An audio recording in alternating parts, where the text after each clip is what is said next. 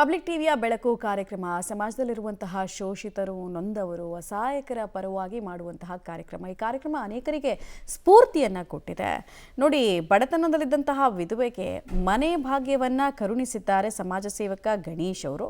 ಕೊಡಗು ಜಿಲ್ಲೆಯ ವಿರಾಜಪೇಟೆ ತಾಲೂಕಿನ ಅರ್ಜಿ ಗ್ರಾಮದ ಪಂಚಾಯಿತಿ ವ್ಯಾಪ್ತಿಯ ಕಿರುಮಕ್ಕಿ ಗ್ರಾಮದಲ್ಲಿ ಪ್ಲಾಸ್ಟಿಕ್ ಟಾರ್ಪಲ್ ಕಟ್ಕೊಂಡು ಮಳೆ, ಗಾಳಿ, ಚಳಿಯನ್ನು ಲೆಕ್ಕಿಸದೆ ಸಂಕಷ್ಟದ ಜೀವನದಲ್ಲಿ ಸಾಗಿಸ್ತಾ ಇದ್ದಂತಹ ಕೂಲಿ ಕಾರ್ಮಿಕ ಮಹಿಳೆ ಹಲವಾರು ಬಾರಿ ಮನೆಗಾಗಿ ಪಂಚಾಯಿತಿಯಲ್ಲಿ ಅರ್ಜಿಯನ್ನು ಹಾಕಿದ್ರು.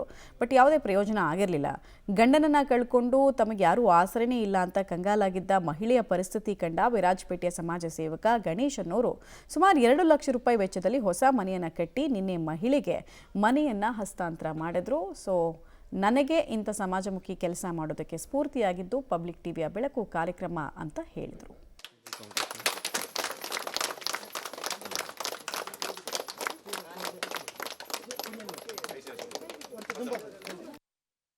ಮನೆ ಇಲ್ಲದೆ ಒಂದು ಪ್ಲಾಸ್ಟಿಕ್ ಹಾಕ್ಕೊಂಡು ಜೀವಮಾನವನ್ನು ಮಾಡ್ತಿದ್ದೆ.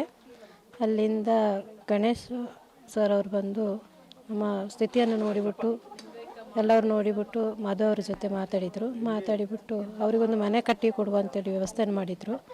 ಬಂದ್ಬಿಟ್ಟು ನನ್ನ ಜೊತೆ ಹೇಳಿದ್ರು, ಈ ಥರ ನಿಮಗೊಂದು ಮನೆ ಕಟ್ಟಿ ಕೊಡ್ತಾರೆ, ಆಗ್ತದ ಅಂತ ಬಂದು ಕೇಳಿದ್ರು. ಮನೆಯವ್ರನ್ನೆಲ್ಲ ಕೇಳಿದಾಗ ಕಟ್ಟಿ ಕೊಡಲಿ ಅಂತಾಯಿತು.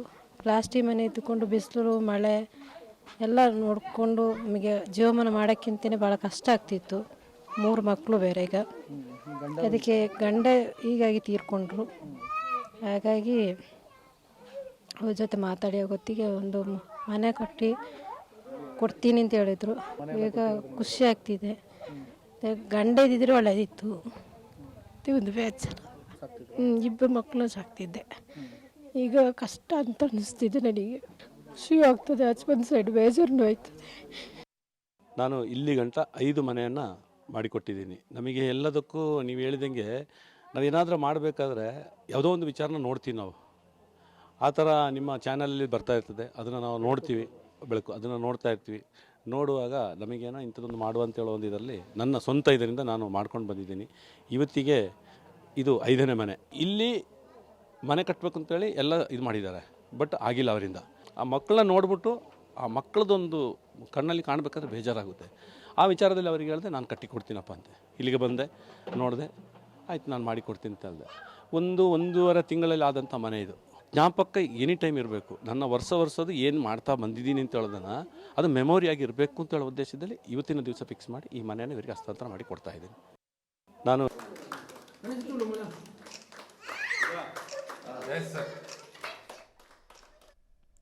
ಅಶಕ್ತ ವರ್ಗಕ್ಕೆ ಇದೇ ರೀತಿ ಸಮಾಜದಲ್ಲಿರುವಂತಹ ದೊಡ್ಡವರು, ಸಂಪತ್ತುಳ್ಳವರು ಸಹಾಯವನ್ನು ಮಾಡಿದ್ರೆ ಸಮಾಜದಲ್ಲಿ ತುಂಬ ಪರಿವರ್ತನೆಗಳಾಗೋದಕ್ಕೆ ಸಾಧ್ಯ ಇದೆ. ಸಣ್ಣ ಮಟ್ಟಿಗಿನ ನಿಮ್ಮ ಸಹಾಯ ಅವರಿಗೆ ಅವ್ರ ಜೀವನನೇ ಒಂದು ದೊಡ್ಡ ಟ್ವಿಸ್ಟ್ ಕೊಡೋ ರೀತಿಯಲ್ಲಿ ಸಹಾಯ ಆಗುತ್ತೆ. ಸೊ ಮಾಡಿ ಅನ್ನೋದು ಒಂದು ಸಂದೇಶ ಅಷ್ಟೆ.